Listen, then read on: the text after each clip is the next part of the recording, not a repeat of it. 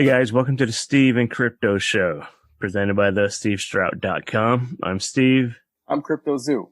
And this episode, we're going to talk to an old musician friend named Mike Fernbacher. He's a really good singer, songwriter, guitar player who has this really great hard rock band, but they have this unique gimmick that is pretty different, and I really want to talk to him because I think he does this alien gimmick where, you know, his band like literally dresses as aliens, and I thought it was right up Crypto's alley to have him on, with Crypto being a musician and the aliens and, you know, the cryptozoology and monsters and stuff. So I thought we should have Mike Fernbacher on the show.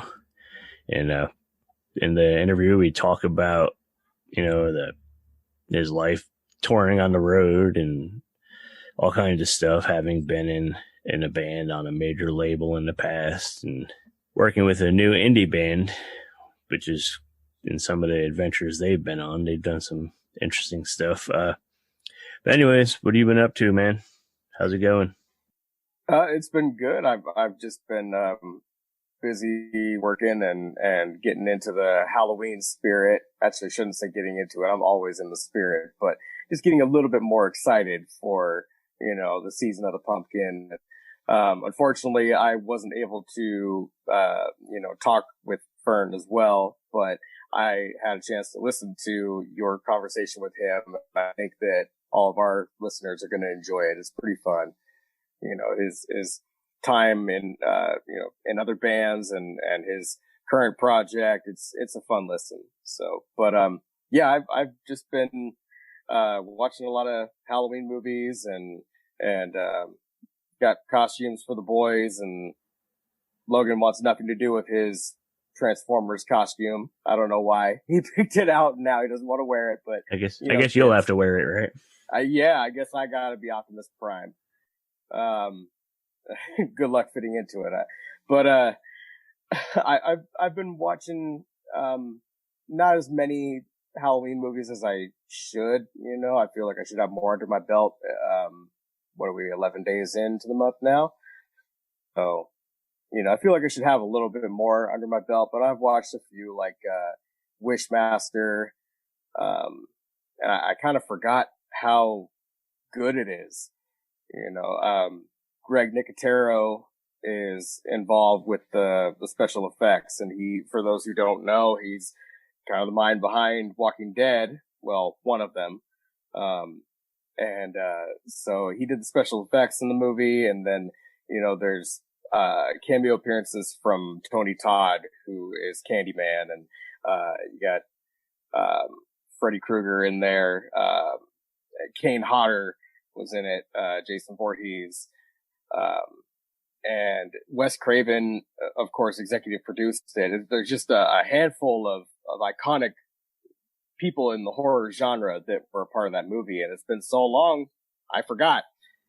So, yeah, man, I know I've seen it, but it was a long, long time ago. That movie's probably like 30 years old now. Came out in 92. Okay, pretty close to 30 years. Yeah. Well, damn, that's a long time.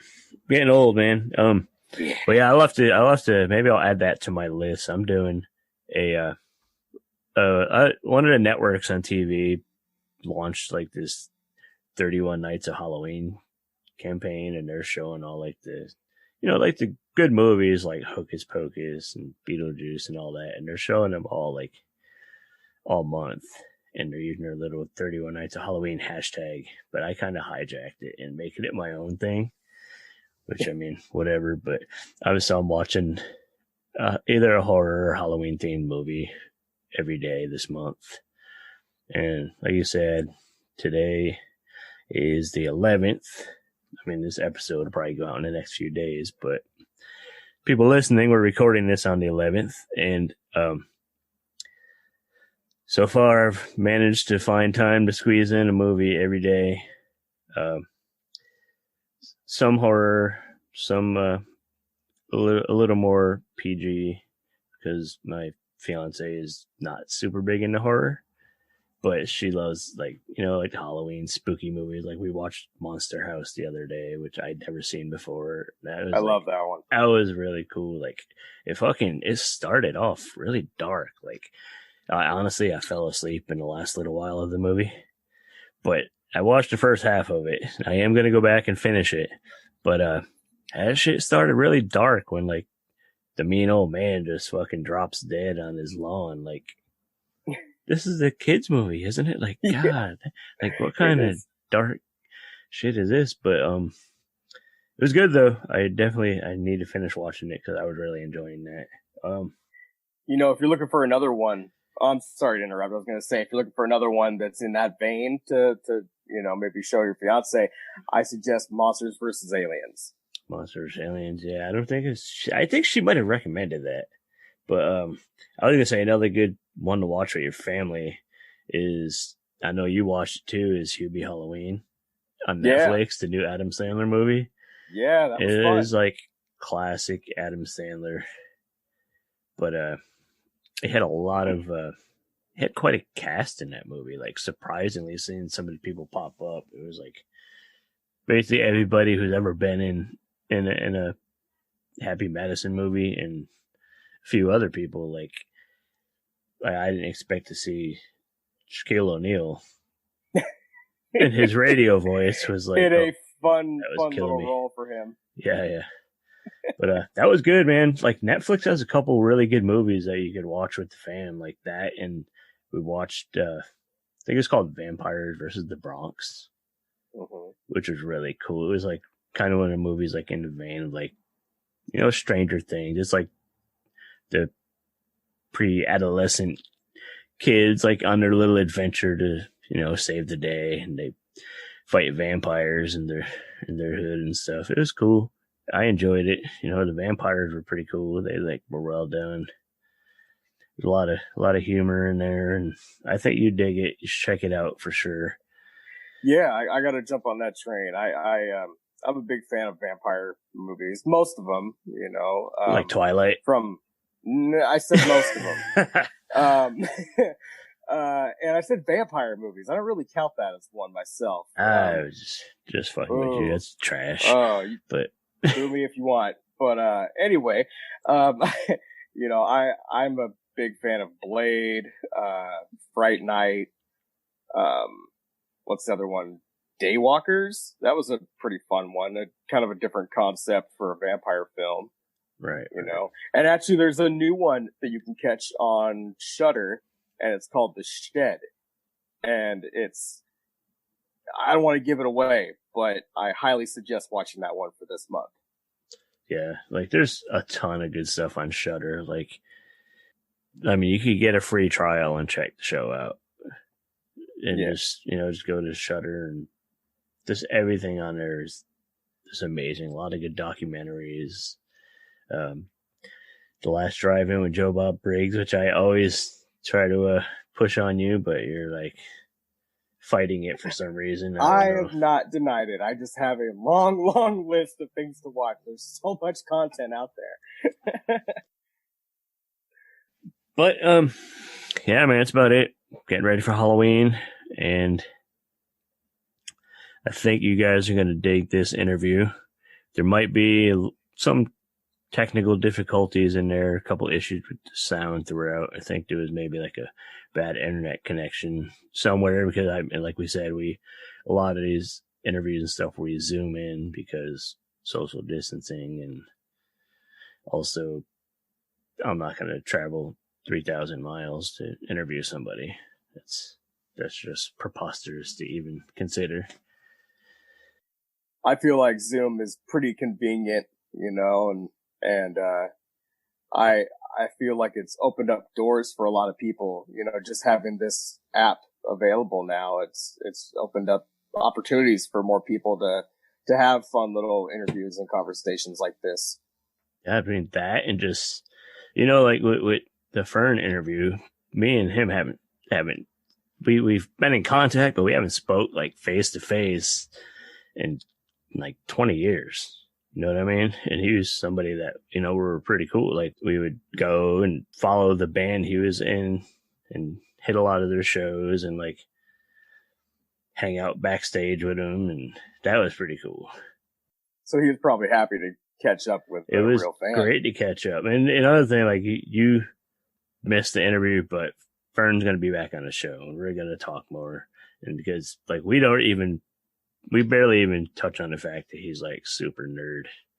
And we already plan on, like, discussing Mandalorian when it comes out. So we'll probably have an episode where we talk about the new season of Mandalorian, and we'll have Fern join us, and that'll be cool. He's a good dude. But why don't we go ahead and get to the interview?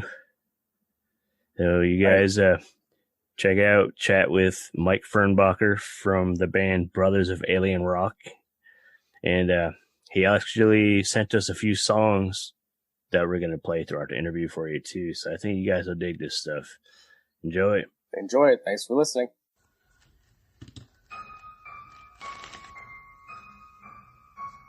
Hello, this is Igoro, host of the Igoro Show, and you are listening to the Steve and Crypto Show. So keep your ears open and your mouth shut.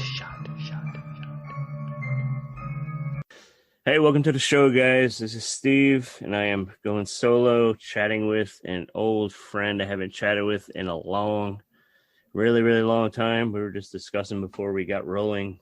Probably been damn near 20 years, which says how old I'm getting. So yeah, this time we're hanging with Mike Fernbacher. Fern, I'll call him Fern, from Brothers of Alien Rock. How you been, buddy? Good to be here, Steve. Great to see you finally Zoom person. Yeah, you know, kind of like the thing you're to do, anyways. But yeah, I'm psyched. I'm really psyched for you.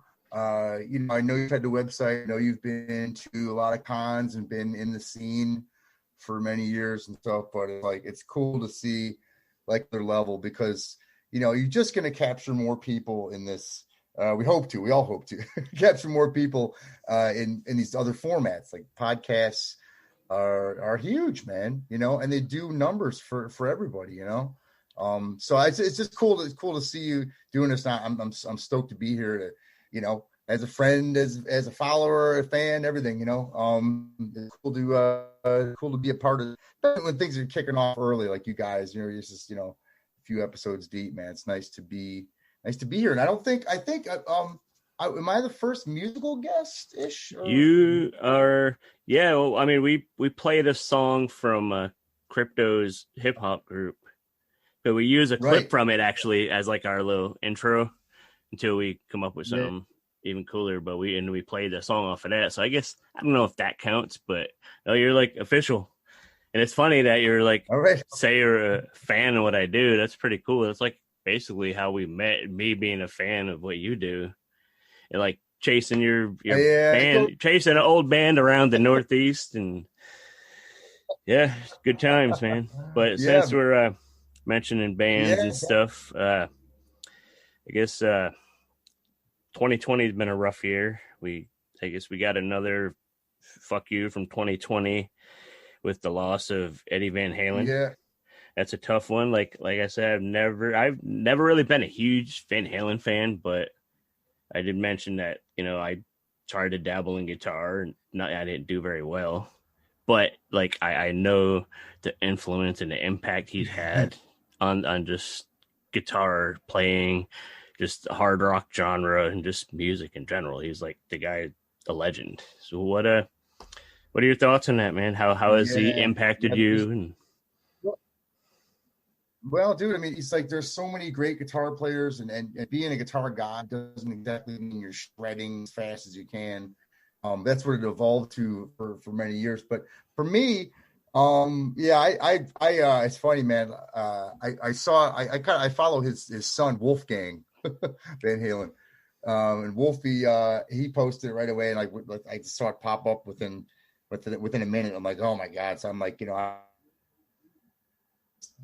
I was, oh my god! I was like immediately just pouring out to everybody, yo, because for me, you know, the first time I heard Van Halen, I think I was like 7 or 8 or something. And I was not even into music. I was like into baseball and football, and like I had a very sports, type family in Cleveland, So the Browns, the Indians, the whole thing. And, into that. And so, but when I first listened to it as being like a non-musician first, I was sitting in one of these big speakers in my aunt's house, big 70s speakers, if you can imagine, like super, when you're a little kid, everything looks big, but big knobs, big, total 70s action. And I put the tape in, Van Halen 1 and tape, it has another thing, put the tape in and didn't stream it actually, put the tape in. And when like Eruption came on, I didn't even know what it was. I didn't even like, I guess maybe, when they had to Run With the Devil was the first song, but like when that came on, I didn't even know it was a guitar. I'm like, what the fuck is this? Like I had no clue. And then, but it stuck with me at like 8 years old. It stuck with me. And it was like, and eventually when I started playing guitar a few years later, I kind of like, I don't know what it was. I started on acoustic, but I immediately was gravitating towards him and going back to when I was a kid, like, what was that? And I just I was completely obsessed with him for several years. And the secret is that I learned Van Halen licks on acoustic guitar. So anybody that knows Van Halen, there's some very difficult, like finger stretching stuff for a 13, 14-year-old kid to try to wrap his hands around an acoustic guitar and make it sound like the electric was, it wasn't happening the first year, of course. But when I got an electric guitar a year later, after like trying to pummel those riffs and figure him out, it like came, a little bit easier to me. So, it was, dude, he was a huge influence, and it's just, and people that understand, like, like I was like, when I found out, I was like dropping my son off, 13, right when I started playing guitar, I dropped him off at music lessons, and we heard, and we're like, oh my God. And I went into the music store, and there's like, like a millennial girl in there at the front desk. I'm like, oh my God, I'm like pummeled, I'm like, oh my God, like, is this legend, that this dude that I modeled myself after the first several years of my life as a guitar player, just passed. And I'm just like, and she's like, who was it? And like, Van Halen. He's like, oh, I think I heard of him, maybe. And I was like, oh man, I wasn't even going to go there, but like, it's, you work in a music store and you don't know this guy. So, but whatever it is, it's a little bit, I know,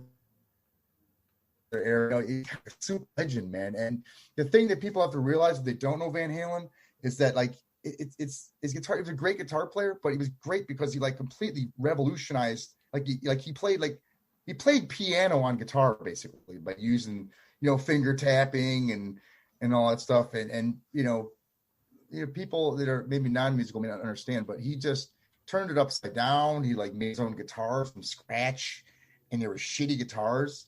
And that proved right there that it doesn't matter what you have if it's the person behind the instrument. So, and I just, dude, and he was a great player, but he's also like, he's just like, so like, fuck it. You know what I mean? Like he was, like he's just very like whatever, which is very rock and roll, of course. But he was just like a smile on his face. And he always had, it's just I think I loved his playing. I loved his like attitude. And I don't know, it kind of shaped, a bit of, there's a bunch of characters in my life that shaped me, but he was one of them. My dad and him and Harrison Ford. There's a bunch of things that shaped me, man. That but yeah, Van Halen's huge impact, bro. I mean, my first gig I ever had was in ninth grade. And it was a new high school for me. I really didn't know everybody. I knew some people from elementary and middle school, but it's high school. It was a Spanish class, and we had an extra credit project. So me and this buddy of mine, John Merck, best friend from back in the day, when we were little kids, both loved Van Halen, and we decided we were going to do as an extra credit Spanish project. We were going to do "You Really Got Me" for the class, but in Spanish. So we got a band together. I was our first band, and we went to the auditorium in high school, and the place was packed, like all the way to the gills.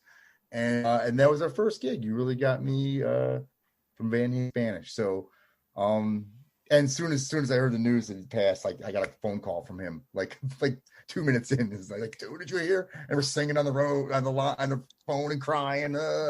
So, but yeah. So yeah, big impact, Van Halen, Yeah, man. It's a big loss. Dude is definitely an innovator. And yeah, that was true. Hopefully, I know he'd been sick off and on for a while, so hopefully he can rest now and cancer. Kick ass up in heaven, man. That's right, man. There's a lot up there. I'll be jamming with Hendrix and start a hell of a band up there. Yeah. So who'd be the drummer? Who'd be the drummer? Bonham or Keith Moon? I guess. Oh God, that's horrible, man. How could you say that? How could you put me to that task? I love asking people that. I mean, I know. I'm a little more partial to Bonham, but I know Moon was more the Flash player, super Flash. But I probably Bonham. I think it'd work out. So if you did Moon, well, Bonham was always held the time to do percussion, maybe, or two drummers. Didn't the Dead have two drummers? And then you could, guitar players, plenty of those guys. Chris Cornell would be great singing with Hendrix and Van Halen. But hey, dream band. Dream band. There you go. So a band that I would never want to join. Yeah, I would not just anytime soon. Yeah. I know. Hear that, man? Bad joke. I know. Yeah. But so just starting back, if we want to go back in the beginning, man, I just thought about. It made me think about, when I was, like I said, when I was 8, when I first heard Van Halen, it kind of made me think about when I was listening to some. I think it might have been your pilot episode, or unless it was somewhere in between. I don't know. Crypto had mentioned him cryptology, right? That's his thing, right? He's into like cryptozoology, like the mystical monsters and Bigfoot and right. aliens and stuff, which is kind of fitting for. Well, there's all sorts of tie-ins with us, me and you, and him. Do always about what he said about that with Bigfoot. I was thinking about, again, when I was back to 8 years old. A lot of shit happened then for me right at that age, because back then my first minglings with talking about monsters and like the first thing that I remember really when I guess it must have been 7 or 6. I would watch Search of, this show called In Search of. When it's definitely in the 70s, but it's In Search of, and Leonard Nimoy, who played Spock in the original Star Trek, he was the narrator of In Search of, and every week it was like In Search of Loch Ness Monster, In Search of Bigfoot, In Search of Aliens, In Search of all this stuff. And me and my grandfather would just hang out and watch this crazy shit, and like kind of like get me thinking, wow, what is that? And I kind of obsessed. Like I had all like there was sports going on, there was that going on with my grandpa, and there was the musical thing didn't happen until a little bit later. But and it's just funny to think. It's just funny that he's into that, and that was kind of like my first foray into the oddities of life. Like, what are these things? You know what I mean? The research part of it, and like, and then like the same year or maybe the year before, like Star Wars. So it's like, and I was like a little guy standing in line there for these sold out shows that everybody's going to in the original Star Wars in '77. So, I'm putting a stamp on myself for sure. Old AF, old as fuck. But so like, as far as just bringing it into the podcast, what it is, I mean, it's like the realm of what we're talking about. I mean, there was music there was that research and that like sort of like, is it real or not type of research, and then there was like sci-fi part of it for me. Started with Star Wars, and it's like that, those three things, music and the research and the sci-fi part of it, all three of those things started for me super early, and they kind of all manifested, I think, kind of parallel to each other for years, decades and decades. And then, as we'll probably get to at some point here, they kind of all collided over the past 10 years. You know what I mean? you know. So yeah, that's yeah, I just wanted to I'm go back to the thinking that Collision kind of had a big part in the Brothers of Alien Rock, which is the main reason I brought you on to talk about. So how did this band start? Like what obviously your childhood and stuff we've been talking about probably had a big part in inspiring the band coming together. Yeah. But like how go ahead. How did it actually get to that point? Yeah. I mean, there's all these threads, like I said, all these threads of musical and research and fan stuff and geek stuff and everything, kind of like it's kind of rolling along, and sometimes one would pop over the other more than the other. As far as the Brothers of Alien Rock, I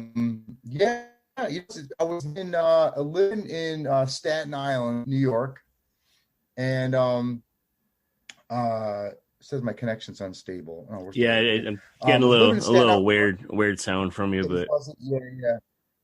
All right.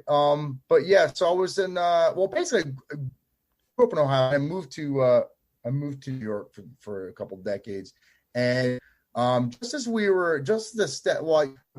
the big. We'll go back a little bit, but I'm going to go back a little bit. But the first big band that I had several bands growing up and stuff in high school and everything. But the first big band I had that I got signed to, that I signed a big record label with, was called the Step Kings.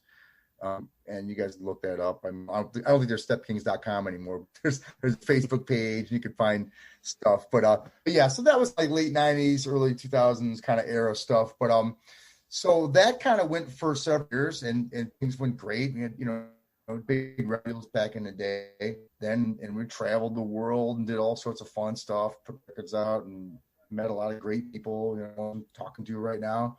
But that kind of faded out a bit, and I had to take a little break from it because I just had to kind of collect. And, when you're a musician, money comes and goes, even when you get big deals, things happens, and you got to regroup a little bit. So I kind of stepped out for a minute, always plotting and this and that, but I was just writing a lot for myself. And then there's always, and I had other bands. It was called Connect, Driven, some really great stuff that I put out, and produced some other bands like Trudge and all sorts of other things. Did a lot of stuff to keep music going. But when I moved from New York down to Florida, it takes a lot to move to another state, and we were starting to, we kind of like have to reroute it and stuff. Had a little bit of a family going and stuff. So anyway, so I guess. I got there 2009, 2010. It got to be about 2012, and my wife was like, she knew I wasn't playing guitar as much or something. There was like a little period there because when you move, there was so much to do, like moving and setting everything up and jobs and this and that. And she's like, you got to get on that horse. What are you doing? So I got to give it to her, Sabrina. She really got me spurred to get back. With the original concept of, I miss playing live, and I missed, recording in a big way and everything, man. It's my blood, So anyway, so I just started writing a bunch of songs, and I was just by myself, and I was just kind of like, record. Well, I didn't have the greatest recording equipment back then. I think I had like a Yamaha, like 16 channels, like it wasn't even anything like now. It's so easy, like everything's free software to record. But it was like this little unit. Now we just record stuff, and eventually I amassed so much material. I was like, I gotta at least find a drummer. I gotta kind of get back into this and see what I can do. And basically I found a guy. His name is Dave, and hit it off really good. And it was just the two of us for the longest time. And as we didn't even play gigs yet, and it was just the two of us. So I was thinking, wow, maybe it'll just be the two of us, and it'll be something like different. Like, I don't know if you remember this band called Local H. Yep, I remember them. I was just going to mention them when you said they were like bass, drummer, and a guitar player, right? Like a two-man band, sort of like Royal Blood's another new one that's Wait, did we get cut off? Are we still there, Steve? We're still here. I'll cut some of this out. Still here? Sound is getting weird. Oh, yeah. I think maybe it might be your internet. I don't know. Wait, hold on. Maybe. All right. You know what I could do, man? Just real quick. I have a super long cord. I wonder if I can just run it right from the I'm going live. It's probably why. Maybe I should run a direct thing to the ether. Yeah, you can try it if you want. I could cut out whatever. So. Okay. Well, is it really bad, man? Has it been bad? Well, there's a few spots where it got a little weird, but I've had that happen, a couple little glitches, and it cleans up pretty well. Like when I run back the file I get, like it's recording you clear, and it's going to send me what's coming through your end. Okay. So like, so we'll just go. All right, it's fine. Yeah. So we'll see. I mean, if it doesn't come out well, all right, cool, then man. All right, so let's. If it don't come through well, then we'll plan another chat session. Then I'll be 0 for 2 this week. Yeah. Always, I tell you, back now, man. I just say they got voice. You could always like have some kind of backup recording thing, but I'm sure it'll be fine. But so where were we? We're here? talking about your drummer. So basically, from drummer, me and Dave, great drummer, man. He was down here in the scene before I moved down to Florida, a bunch of bands. But basically, I set up my guitars. 2 jacks coming out of them. 1 jack going to a bass rig, and 1 jack going to a guitar rig. So I basically were putting songs together where they'd have like I'd be able, just manipulate the song so they would, they'd have like a dynamic to them where they're just on bass line, but sometimes it's only guitar, sometimes it was only bass. So it was basically a 2-man band. And if anybody knows like the latest version of something like that, Royal Blood, these guys from England, they're kind of doing the same kind of thing. Anyway, so we had that, and it was tough trying to find people in the beginning. There's a lot of like, we were just trying to go in the newspaper, Craigslist, like all this old school stuff, and eventually we did get a couple of guys to play with us. It's probably been fast forward. It's probably been at least a dozen members in it, because it's we're getting ahead of myself. Basically, the first show we had, I wanted to call it the Brothers of Alien Rock. I can't really remember where that came from, but I think it was. I'm not really sure exactly how I came about that, but the original idea was I never really expected to go so far with the image part of it. Like the idea really was that we had the first masks that we had were like these skull masks, and they were like only covered. They didn't cover the mouth. They just covered like the kind of the top of the eyes and stuff. And our first record Landing, if you, I don't know if I'll have to send you an actual physical copy of that, but inside that there's a picture of the original masks. And I only wanted to put the masks on because the idea was I didn't really want anybody to focus on who we like, what we looked like or who we were. I just wanted to be about the music. You know what I mean? So I was just like, because at that point it was like, I'm not, at that point I wasn't like 19 years old and like, I don't know. I mean, the industry, music industry at that time, especially too, I guess maybe even now, kind of focuses more on the youth and stuff. And I was like, being where I'm at, I'm like, at that point, like, Basically, you're saying you didn't look cool enough anymore. So basically, you're saying you didn't look cool enough anymore. Yeah, I didn't. Yeah, I feel like, I was getting all like, I was getting all insecure. I didn't feel like I was cool. I was like, you know what? I just, I'm just gonna put a mask on, and nobody needs to know who or what. Just listen to what I'm doing. Yeah. And that was the whole idea. And eventually we got more members, and it was like a 4-piece.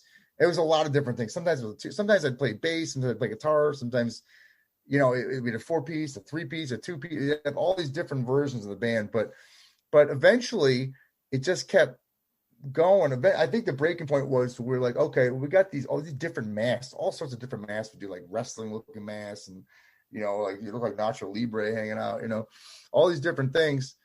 And then And then we decided to get, I said, why don't we get spacesuits, man? We're brothers of alien. Why don't we get spacesuits? So I got these cheap, like these onesie kind of silver suits that are one size fits all. And bro, it wasn't my size. It was not my size. Like, like there's two guys that are in the band who are little, like not little, but they're like a little shorter than me. They're like 5'8", 5'6", smaller frame. I'm like, whatever. I don't know, 5'10", 5'11". I'm not really, I've always been a husky dude. And I was barely getting in this thing, and it was like kind of like almost like people, I'm sure, were saying, "Wow, man, I just gotta watch this because I can't look away." And the other guy, Billy, who was in the band, he's much bigger than me, and he had all sorts of stuff poking out, man. So it was yeah. Eventually, the suits took a different form. We got heads. We had this girl came in and made these heads for us, and then we hooked up with Beta Brand, this company that got these suits, these silver suits. So it kind of evolved over years, and that was 2012, 2013, and kind of evolved like that all the way until like 2018, right? And through all that period, man. So we put out, and we're going tonight. There's a little break was in there, but what happened? So we put out our first record, 6-song EP, Landing, and you could find all these. You could find anywhere. All digital platforms, iTunes, Google Play, all that stuff, Reverb Nation. And that was cool. So, and that was just me and Dave who did that. And that went well, man. We used that as a springboard to get through a lot of shows, played a lot of mostly stuff in Florida, And then somewhere between Landing and the next record we did, another song EP. Somewhere in between those records, like after the first one. Oh yeah, we my friends from El Nino. Latin metal band, Jersey Latin metal band. They've been around for years. They actually signed the same. They were signed to Roadrunner Records too, that I signed to with the Step Kings back in the day. So we've been friends. We were in the scene for years together. I played in El Nino for a while. It's like fill-in guitar player. We toured and stuff. And I was roommates with the drummer Dave. So yeah, real tight family thing in Jersey there. But anyway, so. Going back to Florida now with the band and jumping all over the place. First record out, Landing came out, and then El Nino came to town, and I kind of reconnected with them. And I met up with all the guys, and I had a pretty good discussion with Christian Machado, who was there at the time for them, and he was really into the EP. He was like, I guess he's a fan, the Step Kings and stuff too, and friend, we playing together. He's like, "Hey man, what are you doing? What's this next thing you're gonna do?" And I'm like, "I don't know." So I said, "Well, you want to be part of it?" So yeah, so basically, you jump on and produce next EP. So that's what happened. So we got together and we just, I had every time I do a record, I have at least 50 or 60 songs to bring to the table. So try to whittle that down to 10 songs or 5 songs or 6 songs to put out. It's like, it's torture. So to have a producer and somebody to say, yeah, that's good. Yeah. Yeah, that's, that could need a little work. It's good. It's good to have that kind of objective view when you're trying to make something. So the second record, We Come From Outer Space, I did with Christian Machado. And I pretty much did everything on that record. Just I had guys and stuff. Recording wise, just didn't work out. I pretty much did everything on that record except for one song. We did Locked Out Heaven. We did a metal version of the Bruno Mars song, and that was me on guitar and bass and vocals, and then I had Billy Refrano was on guitar. And Dave is playing drums, but everything else, Christian and I had done the rest of the record. So, yeah, man. So that's another one. So We Come From Outer Space also on all the platforms, and you could find those everywhere as well, YouTube, all that stuff. Yeah. So also there was a lot of growth between those two records because when we were doing basically because there was a lot of in writing, but also a lot of growth in playing live and figuring out what the hell we were doing here, because we were playing a lot of shows, and I was like I kind of want to play these shows. I'm like kind of burnt, like when we were hanging out, like, you know, when you're seeing the club shows or doing, you know, tours and stuff too, but like I was just like to go back, you know, and play big stuff, and you go back, go back to the dirty clubs. It's like, oh, how can I make it a little more elevated? How can I make it different, you know? We played shows, but we started moving more towards music festivals. We started playing Comic-Cons. And right around, and that's in between those two records, Let Come From Outer Space, between those, started to really be, I know you know what I'm talking about. There's a major, like, resurgence of all these Comic-Cons, not just San Diego, New York was kind of newer too, actually, but all, like, it started to be, and well, this year we fucked everything up, but it started to be right around from probably like 2010 to 2012 to 2015, 16, 17, right around that era.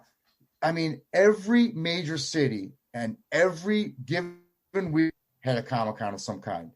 And every little satellite suburb of those cities, if they're far enough away from the big city, had a little Comic-Con, like every freaking one. So I'm like, dude, all right, so we're full aliens. We're rocking balls. We have a backstory. We have comics. We have, you know, we have scripts written for stories and Netflix things, all this stuff. And it's like, I think we should be touring Comic-Cons. I mean, it just totally makes sense.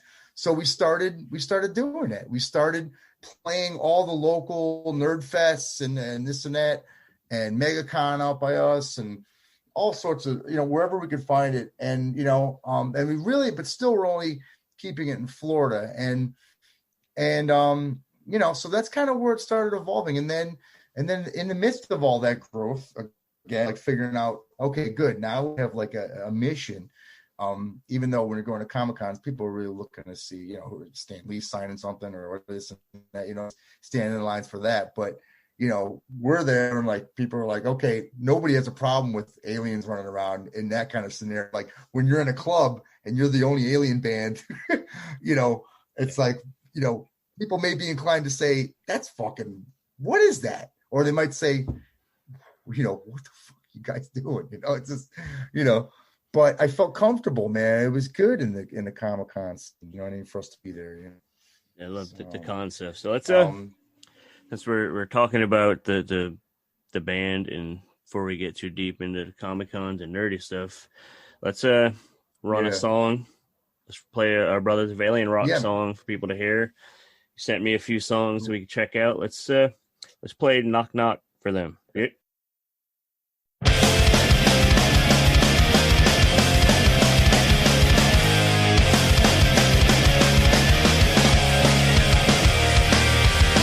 Another knock is at the door, afraid to answer cause we're not sure what all these foreign creatures.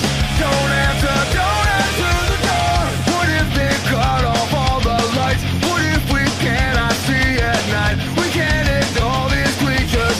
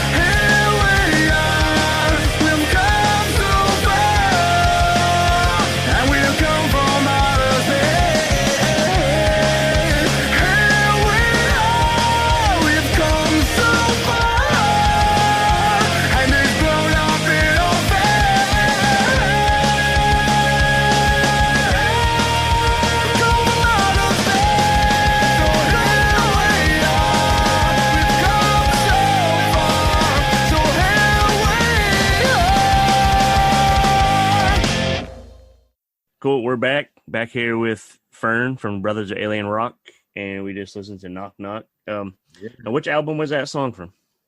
Yeah. So that one, that one's from the second one. We Come from Outer Space.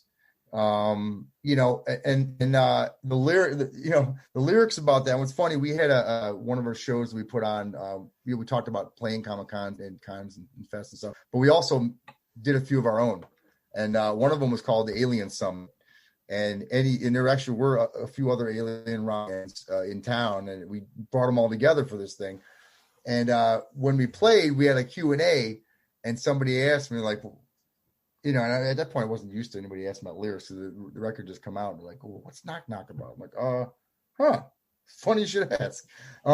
Because you listen to it, it sounds like we're creatures are invading, and like, oh, don't open the door and this and that.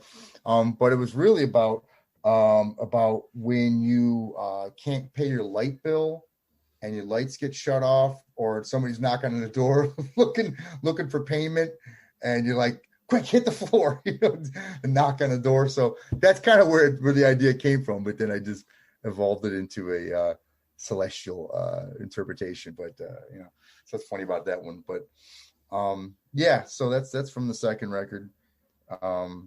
It's a good one. We play that one live too a lot. And we're playing the show at the end of the month. We're gonna play that one as well. So man. So you mentioned you guys put together your own little alien music convention.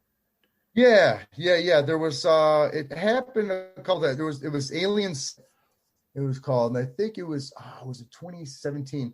And we just noticed there were two other bands in town that were also doing like they were like, one was like more of a punk band, but they're kind of like a little zany comedy kind of, and the other one was a band of killer robots. They were like these oversized, huge, like anime looking monster robots, and they were more artsy. You know what I mean? Like with us, I guess we're a little bit more on getting the music down in a different way.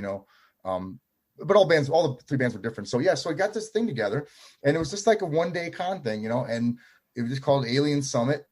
And we had vendors and artists and writers and just all sorts of stuff. Like, it's just like you'd see, it's like a little, mega comic, just like a little tiny one. And we had it at this brewery, and at this brewery, because this guy had a big stage, A, and B, he like go crazy Star Wars collector. So we hit it off. So we did it at his venue, and it was good, man. So we had the bands there, and then we had like the summit we had like a press conference. You can find it online somewhere, but we did that, and it was good. And we had, like I said, we had people come up and speak. We had a comic store people come up and give their perspective on things, and like I said, artists and actors and directors. I mean, all sorts of stuff. So we did that in 2017, and then that was July, and then later on in the year, I wanted to do an Alien Summit 2, and then it was probably just a little too early. Sometimes you got to plan these things out a little in advance. So we ended up not really having another Alien Summit per se until 2018 when we went to Roswell, New Mexico. So right, I was just about to ask about that one. Yeah, that was what was that show about?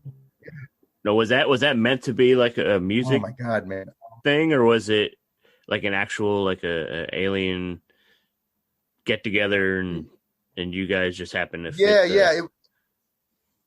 it definitely we fit the bill on it, because there are actually a lot of like starting to be a lot more UFO and alien festivals in particular. Like there's the cons, but there's also these like alien cons, out in Cali, and there's different versions of that everywhere too. And there's another one in Oregon, McMinnon's, I think, festival.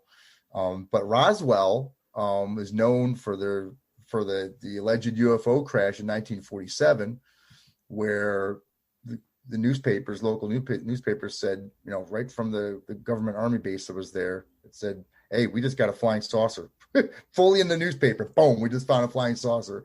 And the next day they retracted the statement in the newspaper, and they said it was a weather balloon. So that's kind of like the beginning of a lot of ufology friends and circles that I'm part of, that they always point to that being, okay, there's the beginning of that duality of like the government says this and whoop, no, they say that. So there's like a kind of like a cover up. And that's where all conspiracy theories kind of started from, with that, Right.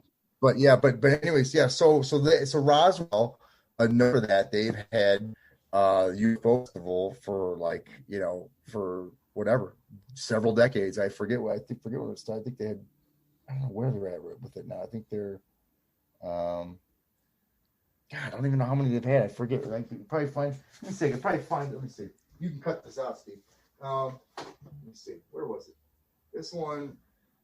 Okay, this should say what the annual one it was.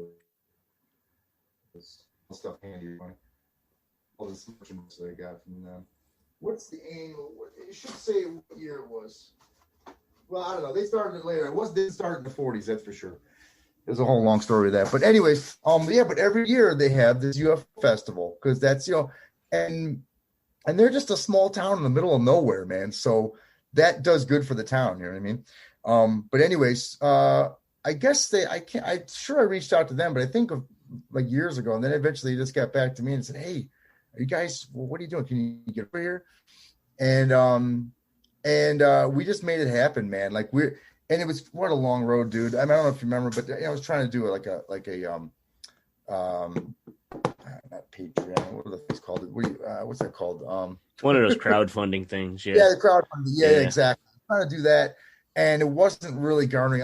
People were giving and they were helping out, and there was a lot of like people behind us to support. Radio. I mean, there really was a lot of support behind us, because everybody's like, okay, you guys belong out there. It's obvious.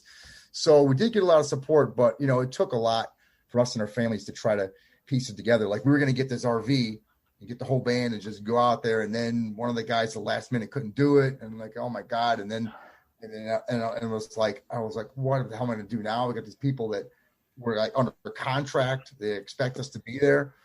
And I just reached out to one of my friends in Jersey, AJ, amazing bass player, friend of mine, played in his band, connected years ago. We met in Step Kings days, actually. He was a DJ at WSOU. But yeah, he came down. We like rehearsed poolside his hotel pool when he came down in Florida a couple times, and we had a rehearsal once maybe, and it's it. But he's such a great player and professional. We just got it. So it ended up being a 3-piece for that one. And me and Dave and AJ, they flew in, Dave flew from Florida to get to Roswell. AJ flew from Jersey, and then I got like a 15-seater bus, and I just took me and my wife and my kids, and we shoved stuff and merch and the amps in the back, and we just did like this 3-day hike across the country, and it was freaking awesome, man. Like, it was just cool, man. Like, we stopped in Dallas and saw like JFK got shot, and I was like, well, you know what? If we're doing conspiracy stuff with Roswell and all that stuff and aliens, we might as well stop at the other conspiracy spot where JFK, with all that stuff. So alien gear was on there, and I was, doing stuff with that. So were they were pretty receptive of you guys? But it was good, man. When we got to Roswell and stuff. Yeah. Did they dig the music? Yeah, we eventually got there.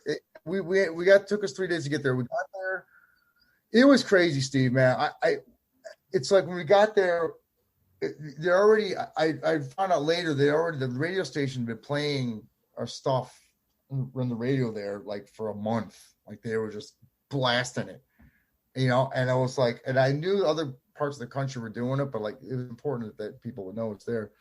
And when we rolled in, it's like, I did an interview at the radio station. They're really freaking cool. It's all a very small town, man. Like, I didn't realize like how tiny it was. Like, Roswell, when you're like a ufology person, you're like into UFOs, and Roswell's like the Mecca kind of in a way, for that kind of stuff. And you get there, it's like, wow, this is like a dairy, like it's like a dairy town, and there's flies everywhere, and like, but it's fun. It's like it's all alien shops, and like it's Really, really cool. So we get there, did it, played songs on the radio and stuff, and then we just started shopping, checking out stores and stuff. And I'm a talker, so I'm going in and talking to people like, hey, we're playing the show later in the week. We showed up, I think, July 3rd, and then we're hanging out, and then we're like, it's just stuff like stuff. We open the newspaper, we get this big spread on us in the newspaper. It's like, wow, man, like, they really welcomed us, And like I'm talking to somebody in one of the shops, and they're like, "Hey, what kind of music is it?" What? I said, "Well, I don't know. Like in the record just come out just the year before." I said, "Oh yeah, we got this Bruno Mars cover we do," and I just thought of that because I heard it on the radio. Like, oh, Bruno Mars. I'm like, yeah, it sounds like this. And I listened to it, and it was us. I was like, oh shit, no, that doesn't sound like us. That is us. It's like, oh my god. So it's just like funny stuff like that, and it was cool, man. They had a great music scene out there, and really, really awesome people. And they're just, I'm really back because being on the desert, like, oh, and then so July 4th happens. We have a good time, and that was like on a Wednesday. We were supposed to play on a I think it was a Saturday, so one of the things I wanted to do was I wanted to go to the crash site where that alleged UFO crash happened, And I was like, all right, we're going to go to this crash site, and we're going to make a video, and we're going to do one of the songs called Reconnected. We're going to do a video for that song, We Come From Outer Space. And this whole time I was like, yeah, I'm trying to talk to the government that's there, and about getting on the land, and the land, it's complicated because the owners own the land, but they lease it from the government, and you can't this and that, and you need permits, and there's all this stuff. I was like, Jesus, what am I going to do? And so I basically, as I was doing that, I was just telling everybody, we're going to shoot this video. Whoever wants to be involved that's in the area, let's do it, And then I didn't realize that nobody had ever been on that land, and that where that alleged UFO crashed in Roswell. It's actually Corona, New Mexico. But nobody had been there from the public, except for maybe like news media or something, for 70 years. Nobody's been on there. And I'm like, and I didn't realize it. I just thought you could just go there and check it out. And everybody's like, no. But I think I started a shitstorm because the family that owned the ranch was like, I think they caught wind of it. And they said, well, you know what? Why don't we just see if we can make tours? And when the festival gets going, we'll bring bus tours out to check out the crash site. And they had to go through a bunch of shit and jump through hoops. And I was like, all right. And then we teamed up with them. And so somehow we were able to be first and only alien rock band ever to like physically play on a UFO crash site in the middle of the desert. It's kind of epic, man. If you think about the history of what it is, and we could have been any band, but it's like an alien rock band kind of coming home, you know what I mean, or something, That's pretty awesome. I like how you guys, like, nobody had been there so long, but you guys just showed up and like, fuck you, we're doing this. We're just going to show up and make a video. Yeah. And everybody was compliant, man. And people, and the funny thing is, dude, when we were there, they were bringing busloads of people out. So there was like a crowd of people, like, just were like, they didn't know about it, most of these people, because they're going out there, researchers are like, wow, what is this? Or just curious about it. And then they get in, there's aliens playing, like, what the fuck is this, So like best tour ever. Yeah. It's this yeah. So it was, I had a time in my life. It was really, really cool. And I got to travel out with my family and make all the stops, epic stop to see all the crazy stuff. And then after then we rushed back at the video shoot from the crash site, went back from Corona to Roswell, which is a 2-hour trip. Within 5 minutes, 5 minutes of spare, we had to run up on stage, play our set. Set went over great. It was, people were just like, I found out later they never had they've had rock bands, but like kind of like classic rock and this and that, and they never had like a like a modern kind of. I think the Foo Fighters played there in 1990 or no 2005. They played there or something, but they never had like anybody come in for the festival and do that. Everybody was just like, oh my god, So man, they were so receptive. So we played the show. It was a lot of fun. So I was gonna say, but the Foo Fighters didn't play at the crash site. So you guys got them top. No, they did. That's correct. That's Take correct. that, So when Dave I meet Grohl. Dave someday, Yeah. Yep. The only person that Dave Grohl has not played with or for or been in contact with is Jesus. So when he if he descends from the heavens ever, I'm sure Dave is be the first one in line to be playing with, because that guy has played with everybody. Everybody. Yeah, And he seems like a really good dude too. Seems like, yeah, they say he's the nicest guy in rock, so I'll have to challenge him with that. But yeah, he's I'm a big fan of those guys. That's for years, but yeah, so we got done with the gig, and then they and then they had us in the parade.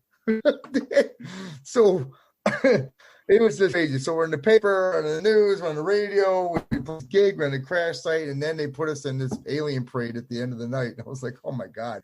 I'm getting the key to the city. That's what I want to know.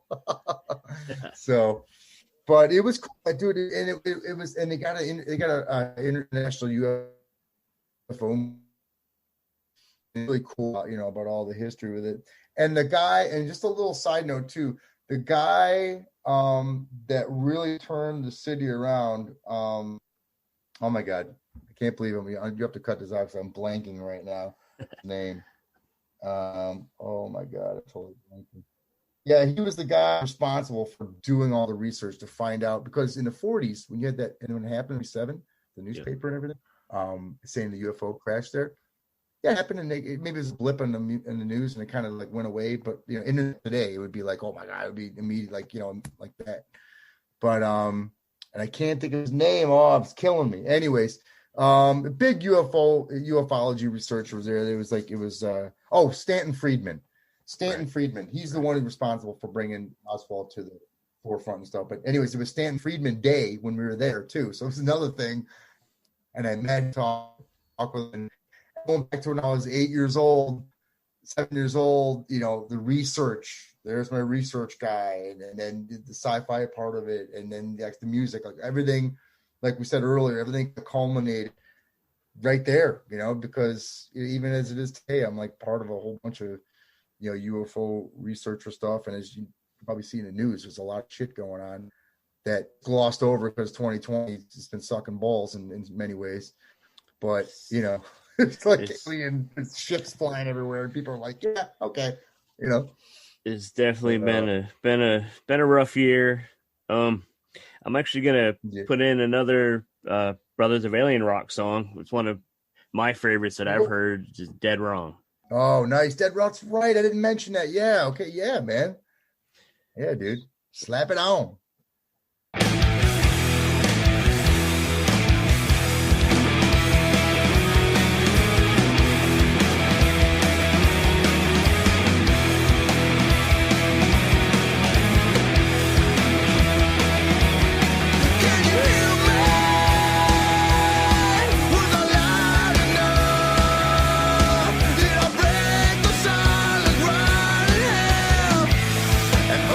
Both your ears till you feel me.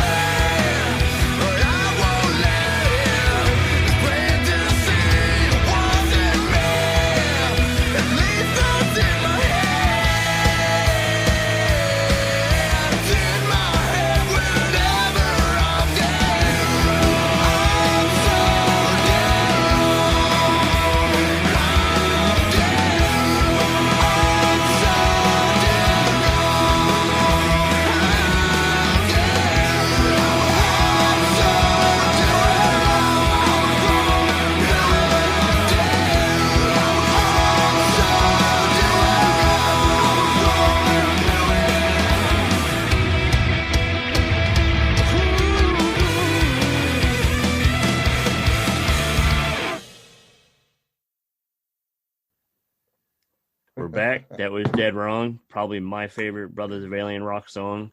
And I think most of these songs are available on, you mentioned Reverb Nation. And I think you could download most of them there, and are also on iTunes. But you should go to iTunes. You should go to iTunes and buy them. That's right. And are there hard copies of the albums available? Oh, you know what? I do have them. Yeah, actually, I have for both those records. Well, you know what? Actually, I forgot to mention. Well, we haven't gotten there yet, but for those two records, they're CDs for Landing, and We Come From Outer Space. I actually have like a little, it looks like the size of a credit card, plastic thing. Let me show you. Let me see if I have it. You won't see it on the. You guys won't see it, but we'll show you a picture or something. Sure. So this is the so we got CD, and I can send this to you, man. CD, and and actually, you know what? Let me show you. There's the and then there's the original mass. The original mass. That's where it all began. Yeah, so that's the and then the beginning of the invasion. Yeah, and then this thing we came up with for We Come From Outer Space. Was just like a little card, but like you pop it out. And you just pop it in USB, and it's cool because it has 6 songs on it, and it's got a lot of artwork and posters and a bunch of cool stuff in there, so a little extra media. So so hard copies of those, Where can people find copies of these? Yeah, you probably got to reach out to us because on the web we have brothersofalienrock.com, but it doesn't really have a lot of merch in there. I mean, we have the music, we have shirts, stickers, frisbees, for all sorts of shit, man. But you'd have to. That's something I got to do. I didn't do that in 2020. I meant to do it. I've been busy doing other recording and doing stuff. Was probably the best way to get you, like the Facebook page or. Yeah. We're on. Oh yeah, okay. So aside from the website, and Reverb Nation, you'll see us there, and YouTube and everything. But also, Facebook, Twitter, and Instagram. We're pretty active in those. We're pretty much posting definitely there. And you can reach out in any of those. It's always at In Rock Music is if you just type that in any of those. At Alien Rock Music. And we're gonna make sure sure that to post links to all these and everything when the episode drops. Cool. Yeah. That's good. So people know they could just reach out to you and order a copy of it from you. So that's good. People should get a hold of this. So this is really good. Yeah, and I'll put. Like honestly, the first time I heard the band, I think it was actually the Bruno Mars cover. Somehow, like I don't know, like maybe you might have posted a video of it or something, and I watched it, and I was like, this sounds amazing, and these guys look crazy. Let me dig in and find more. And I heard it, and I was like, dang, like why is this stuff not on the radio? Like I don't know. Are you guys getting like airplay there? Yeah. Well, that's what I was saying. I think right around, especially kind of with the Roswell show, it was kind of really building up. There was a lot of local and regional radio, and little spots around the country. Also in the UK seems to be a lot too, and a little bit in Italy. I mean, it's a little spotty all around the world, which is easier, I guess, to do as an independent artist these days. So radio's there, but as far as I think when you talk about radio, like what radio are we talking about? Are we talking about like something like you hear like Beyonce radio, like not her radio, but I mean that level of artist. I think it's to be honest and to be realistic with things like a rock radio single, for example. I mean, these companies are spending like $20,000, $30,000, $40,000 to push these singles in rock, but in like more pop and hip hop stuff is even more. So that's kind of what independent artists are kind of like, I guess, competing against. It's like if you don't have the big machine behind you is one thing, but then at the same time, we have platforms, that we have all these social medias, and we have websites, we have all the things that we need to, just really fuck off with the record labels, So as far as big radio, I think one part of radio I think we should be on that. I have friends in there and everything. We should really push forward to his, like satellite radio and stuff, getting that, and stuff. Probably be a better move even, but yeah, we'd love some radio play, some more radio play, but it ain't easy, Jack. Right. So is earlier, like you mentioned, the Step Kings being on a pretty notable label. Is there like a lot of lessons learned from that time in your music to help you now? Like, is it make it easier to be like, fuck the radio, let's just do this like we're doing it? Well, you know what it is, man. You know what really? When we were on our way to like the first. I remember when we put our first full length out. We put an EP out, and then we put our first full length out independently. And that summer, and we had a big send off. We had a record release party in New York at Wetlands. It was called this club, and everybody was there, jam packed. And I knew the labels were there too, because we spent a couple of years networking and really kind of, there was like these big music conferences like CMJ and different things that we would meet people and just kind of, whatever, just kind of network a bit. But anyways, that summer when we made our own little tour, we had an independent record out, and we started getting calls with no manager or anything, just calls directly to us from labels and like, hey, what's going on? And these guys would show up at like these gigs, and like we'd be in the middle of the country. Like we'd have a lot of good gigs, but sometimes we'd have a shit one where there'd be like 10 people hanging out, and there's like, whatever, some dude from Sony's hanging out, and we're like rocking balls, but there's nobody there. And it's like, oh man, I mean, isn't there a better situation than this? But I guess the point is that that summer, man, when we were going through that, we had, we were all reading up, man. We had books and we were studying. We were trying to like figure this whole thing out on our own. And I think the networking and the education of ourselves in that period of history, and just the drive like the three of us had in that band, it kind of like, I mean, I guess it kind of prepared us and me for anything. Like if the industry takes a nosedive, which it kind of did, you know what I mean? Like in like kind of like I don't know, I guess maybe between early 2000 and 2010, I guess things start, there was like, the whole thing with Napster and this and that, and Metallica getting all pissed off about that, and and music kind of being, just something that people got for free, and it just kind of changed things, and musicians weren't ready for that. But I think what I learned from playing in the Step Kings and working together as a team like we did, like you don't always find that, man. Like just like me and Mike and Bob were some weird anomaly. Like, I mean, not like there's always, we're the greatest band or whatever, but just like work ethic, and like, we never missed a show. Like we were going to Canada, we were up from New York, we were going through Buffalo, and we just got over the border to some show we had to get to, and it was the worst torrential snowstorm ever of that in years, and we were like got stuck in the snow like 15 times. We're like outside pushing, and the wipers weren't working. All this punk rock shit was going on, and we just did fucking anything we could to make it the show. And if we didn't make, and it's fun because that one particular show we didn't make it there, Toronto, to do that show, we wouldn't have met this one guy who was friends with a guy from Roadrunner, and so there's all like these things that you do that you keep pushing forward through. And I think, lessons were learned about the biggest lesson was you got to do shit yourself anyways. So, and that's what a lot of musicians now, they can't figure that out. If you can't, create something on your own and push it yourself, nobody's going to do it for you. Nobody's going to give a shit.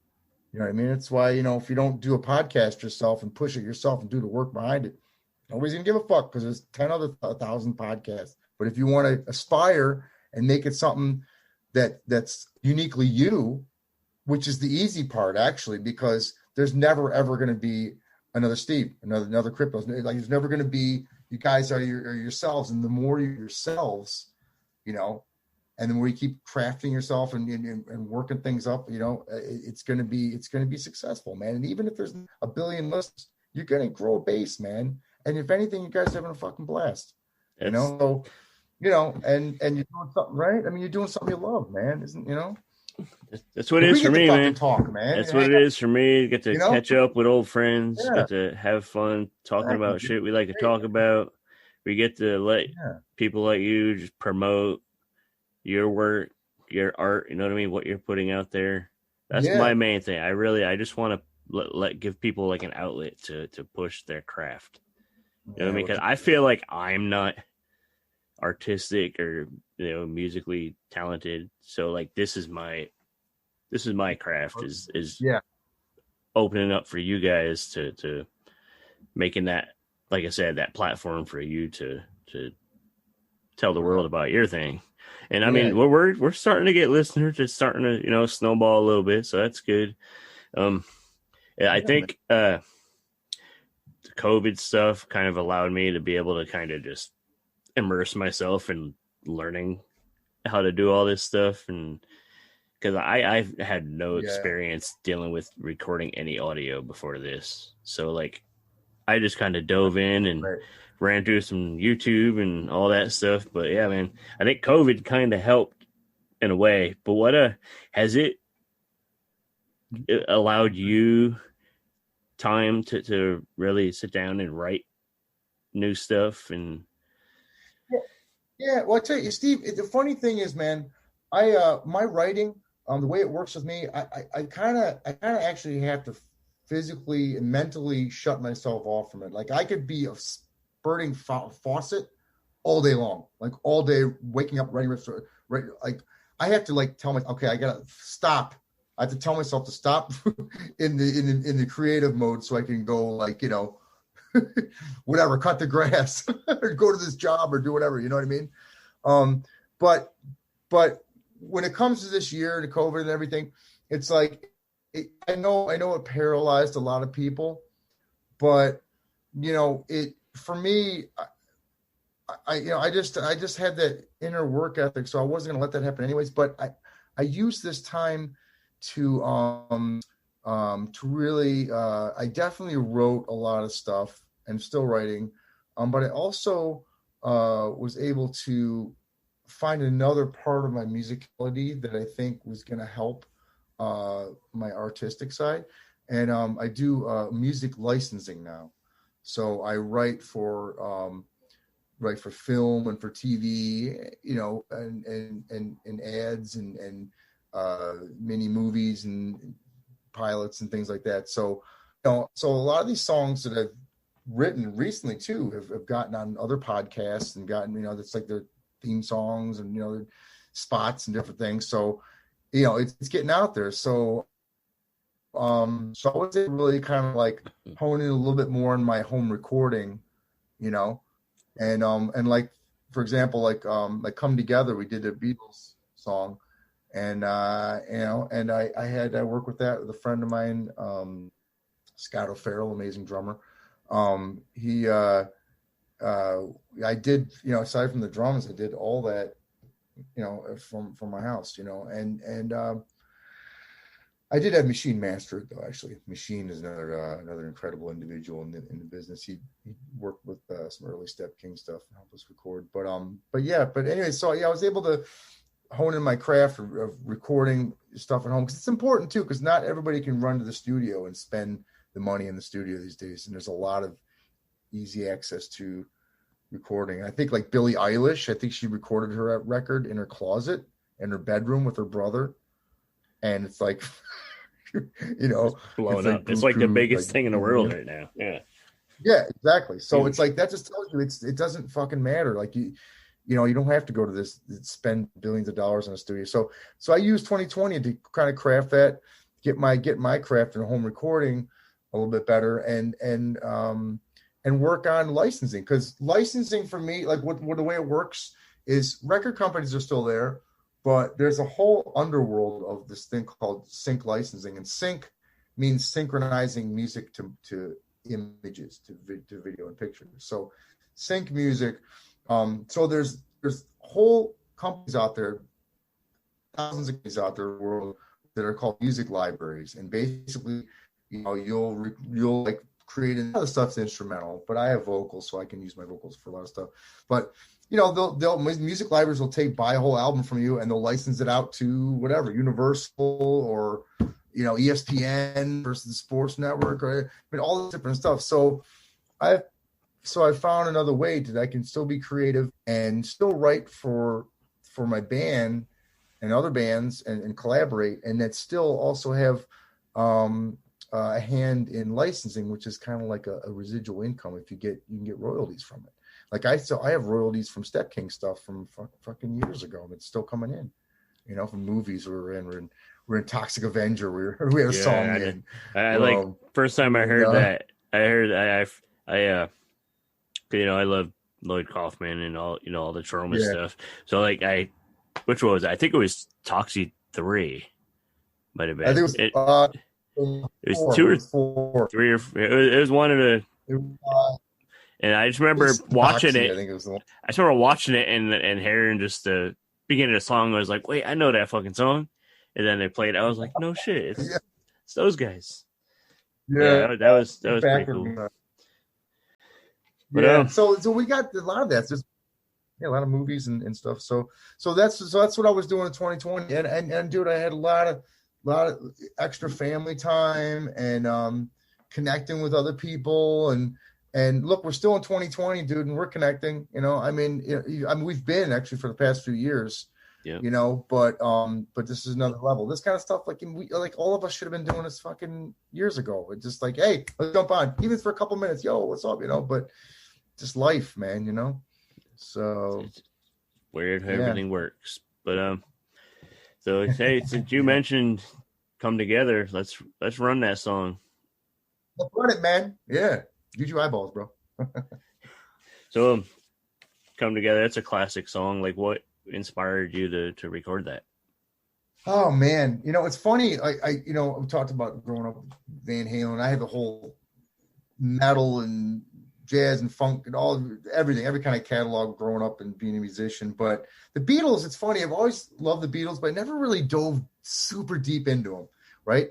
But then my son, who was 12 at the time and just kind of I was surrounded by music because of me, obviously, but he started taking interest in the Beatles. He started playing piano, and then so I went in with him and we dove super deep.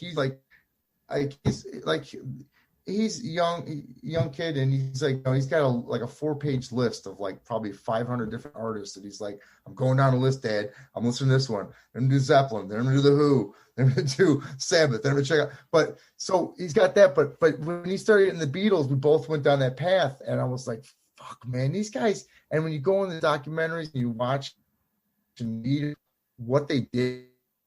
Dude, they changed the whole business. They changed everything back then, and you wouldn't really know it. You wouldn't like things that we just normally think, oh, band. You know, modern concept of band is from them. Like, you know, they innovated a lot, man, back in the day.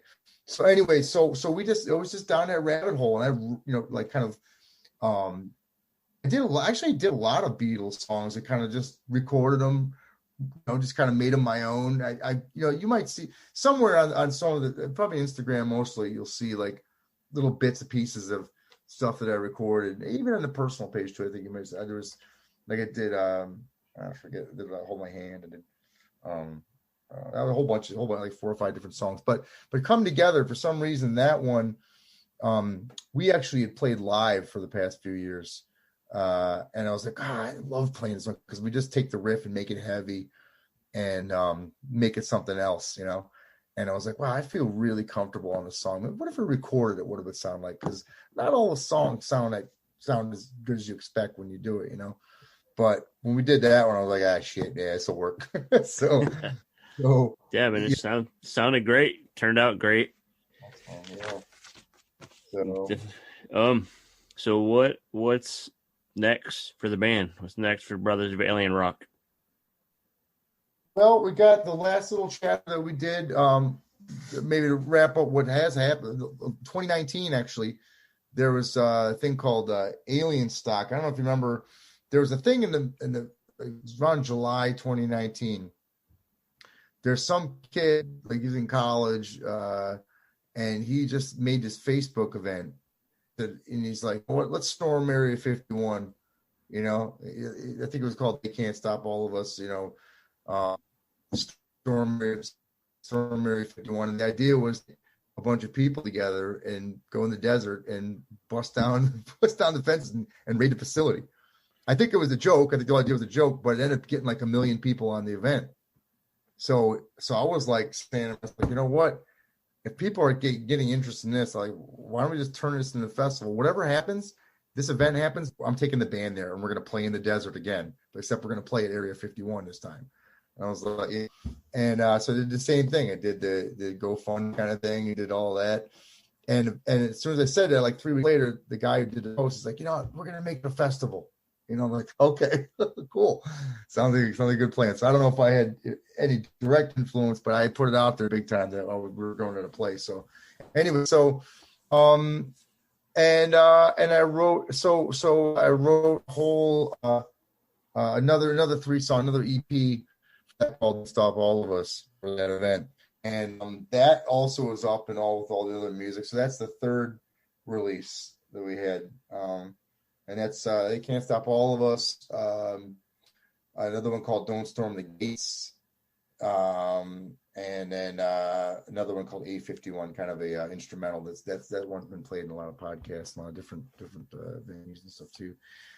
So we did that. So that was cool, and we actually came out of that. We were in Time magazine on that one. So when that happened, lady left me a message. I couldn't even believe what I was hearing. I was like, this is Reza from Time Magazine. Just want to talk to you about what you're doing here. I'm like, what? Who? so we actually got in Time Magazine. It was a trip, man. So it's still up. So if you find, I can probably send you the link. You can send that to put that on the link too. Yeah, man, I'll share all that stuff. But so yeah, it was. Yeah, dude, it was big. So having a couple albums and then getting a third album, getting that kind of press for the new album, new EP was like a trip. And then, so that's what happened last year. And then, leading up to now, then I did Come Together, as mentioned, and played that. So what's next for the band? So what's next is we actually this year. Well, we had several gigs planned here, of course. 2020 took a shit on all of us with that particular live music scene. I mean, lots of people, a lot of friends I have in the industry are really hurting because of what's been going on. Like, friends of mine that do like, tour managing or Metallica and things like that. I mean, it ain't happening. So, that's been tough. It got to be, and then all the stuff got canceled we were going to do. And it got to be to the point, like, the end of the summer, I was like, I'm dying to play out live. I got to do something. So I found this small venue that's probably about a half an hour from me. It's in Tavares, Florida. It's called Jonesy's Cafe, and it's actually really cool, man. It's a second inch of their coffee. It's a coffee shop, but it's the first one is called the Coffee Shop of Horrors, and it's all like horror themed everything. Coffee. It's mostly coffee, but they have food and they have shirts and like you go into the place and there's like it's like your background there, like all your memorabilia and all my stuff I got, like total nerds like us, and and I know them from doing festivals, and they played the Aliens, and that coffee shop was at the Alien Summit, and they're the vendors and stuff. So anyways, so we got this cool like alternative avant-garde coffee shop that's all horror themed thing. So you know what, we gotta play live, man. I don't care what it is, if I'm playing for 5 people, whatever. And I was thinking too, like in August, I'm like, I'm booking this now, but I'm pretty sure things are gonna open up. And it depends on what part of the country you are, whether it's open up, but Florida just opened up 100% capacity for restaurants, bars, things like that. So I don't know if that's the smartest thing or not right now, but other people are still a little skittish maybe. Yeah. But at least we're in our little sector of the country over here, I booked it and I was like, yeah, I'm just gonna do that, man. just gonna go with it. And we got another band, Against Us All, that's playing with us. Great local Florida band. And then I got another guy opening just on acoustic. His name's Tanner Keegan, and Tanner plays bass with Tremonti. Mark Tremonti, amazing guitar player, but it's like real heavy, awesome stuff. But Mark Tremonti actually was a guitar player for Creed, right? So that's kind of like his project. So anyway, the bass player from that band is opening up, and he's really super soulful, awesome dude. So so that's what we got planned coming up. It's gonna be October 30th. And I didn't want to play right on Halloween night because, for me and my family, we like to go out and get kooky. We got, if you can see in the back, I don't know if your listeners obviously won't be able to see it, but you can see I can't even close my closet door. I got costumes popping out. Yeah. We're overloaded with Halloween. This is like our month, man. Halloween is like the deal for us. So, yeah, man. So that's it. We got the gig coming up. We're playing the 30th. It's going to be cool, man. If you guys are local, anybody in Tavares here, it's at Jonesy's Cafe, and it's a super small place, very intimate, and they're gonna have they got some kind of car show outside, and they got a trunk or treat thing for the kids, and it's a costume party basically, and it's alien monsters theme, so you can be whatever you want, but the great thing is that, if you want to wear a mask, cool, but you're already going to have a mask on anyway, so we're going to have double masks for Halloween. So, can never be too safe. Yeah, exactly, man. So that's we don't want any problems with that. Tavares, Florida? Yeah, Tavares, Florida, yeah. And Jones, you could look it up, Tavares, Tavares. And Jonesy's Cafe, you'll find that on Facebook as well. I'm sure they got a website and everything too. You could also look up Coffee Shop of Horrors too. That's what the original site they had to. But it's cool. This place is awesome, man. They got like 6 video game stations there, and they huge wood tables, like it looks like from Camelot or something, and a lot of gaming there, board games and stuff.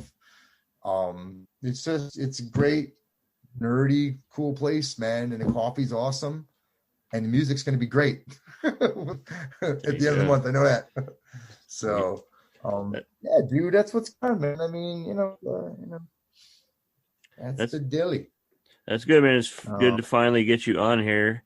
Run down where everybody could find the Brothers of Alien Rock on social media again. Yeah. So Facebook, Twitter, and Instagram, you're going to find it at Alien Rock Music. All those by there. YouTube, Brothers of Alien Rock. All the digital forms for audio between the 3 records. The Landing, We Come, They Can't Stop All of Us. Those 3 records, single, come together. Those are all available as well. You can see us on Reverb Nation too. You can look up that way. brothersofalienrock.com. Not a lot there, but we need to vamp that a bit. So that's where you're finding us. And man, we got some surprises coming for the month. It is Halloween, so we're actually playing on a holiday album too. So I was actually gonna sneak that in before I wrap up here and mention a really fun cover of a song from my personal favorite Christmas movie. You guys covered the Grinch song. Yeah. Man. And if it's cool with you, I'll run that at the end of the episode and let people check that out. Yeah, definitely. That's that one is not available to buy yet, but it's out, and there could be some other surprises with it. So we're gonna play it live too at the show. You can see it, but it's just fun, man. I think the Grinch is he's like the perfect. It is a holiday thing, of course. He's like, I don't know. He ushers in the holidays the best, if you ask me. You know what I mean? He's kind of a dick. But his heart grows back to the right size eventually. and he sees the errors of his ways, you know, and he's a great Halloween / Christmas mix, if you ask me. So I mean, there is that really obscure, kind of shitty Grinch Halloween special. I don't know if you've ever seen that. You can find it on YouTube. It's not that good, but it's a thing. I think so. Was it cartoon? Okay, was it cartoon or no? Or was it live? It was animated. Yep. Okay, animated. Yep. But yeah, man. I think I must have. I'm sure. Thanks again, dude, for coming on and sharing the Brothers of Alien Rock with us. And it's at Alien Rock Music, basically everywhere. And as always, I am going to post links and all that good stuff so people could find you and reach out and get copies of those albums because people need to hear it, as far as I'm concerned. And thank you again, Fern, for coming on. It was good talking to you. Yeah, thanks, Steve. Thanks for having me, man, dude. I tell you, it means a lot, dude. That it means a lot just for us to talk and out, man, really. And I appreciate it, man, using your platform to help out, man. Because any of these artists or any of these creators that you've had on so far, man, it's every little bit counts, man. And you know, it's huge, man. To me, it's definitely huge. So I appreciate it, dude. I really do, big time. You know. So, and that's thanks again, dude. Thanks, man. Thanks again to Mike Fernbacher, aka Fern from the Brothers of Alien Rock, for hanging out and chatting. It was a good time. I enjoyed talking with that guy after a long time. You can be sure to head over to thestevestrout.com for info and links and everything for the Brothers of Alien Rock. And we're going to close this episode with that cover of the Grinch that we were talking about. Is really fun cover of a classic from probably my favorite holiday movie. Well, favorite Christmas movie. And yeah, man, check it out. I think you guys would dig it. It's fun. Great cover. And thank you guys again for listening. We've been the Steve and Crypto Show, and we'll talk to you soon.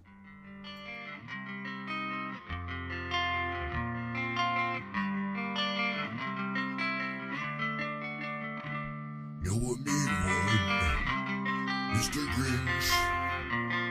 You really are a heel. You're as cuddly as a cactus, you're as charming as an eel, Mr. Grinch. You're a bad banana with a greasy black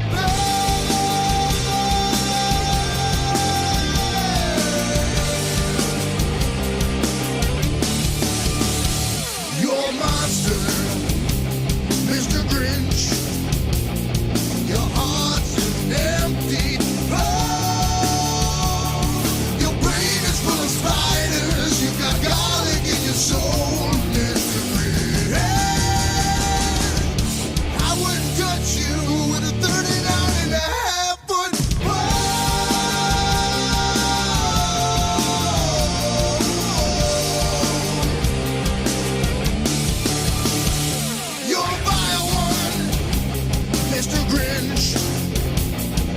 termites in your smile.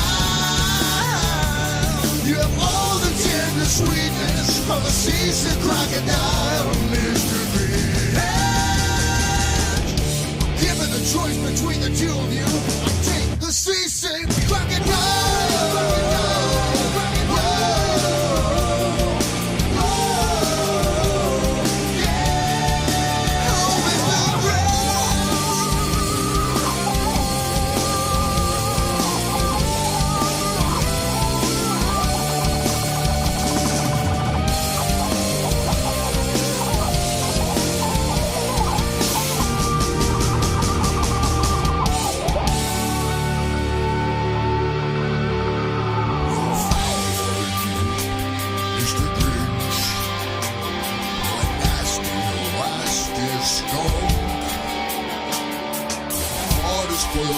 Your socks, your soul is full of gold, Mr. Grinch.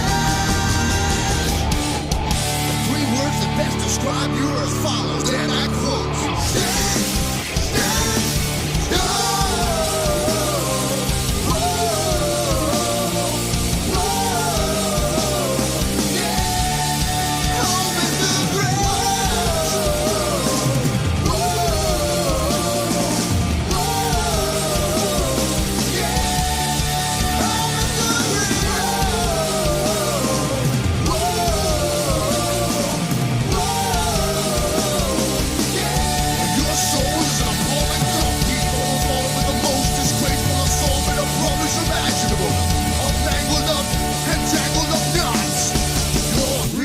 Sauerkraut and toadstool sandwich with arsenic sauce.